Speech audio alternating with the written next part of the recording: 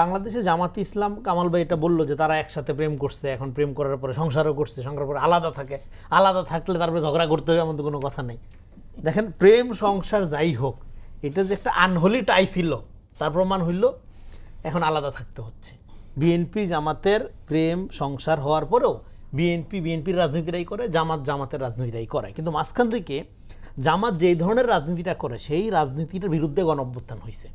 সেটা বলে এই পর্ব র্যাপ আপ করি, সেটা হলো যে ৭১ সাল যেরকম আওয়ামী লীগের জন্য একটা চ্যালেঞ্জ আকারে হাজির হয়েছিল, ৭১ ইটসেলফ একটা বিশাল গণ আকাঙ্ক্ষায়, এবং একইভাবে ২৪-এর গণ অভ্যুত্থান জামাত এবং এনসিপি জোট এর প্রত্যেকের জন্য চ্যালেঞ্জ আকারে হাজির হয়েছে, কারণ তারা মোটা দাগে এটার আপনার কি বলবো যে প্রধান আপনার ক্রেডিট বা বলেন যে এটার সামনের সারির লোক বা তারা গণ অভ্যুত্থানের আলোকে রাজনীতি করতে চায় এই দাবিটা নিয়েই সামনে হাজির হয়েছে বা মাঠে পোলারাইজেশনটা ঘটাইছে।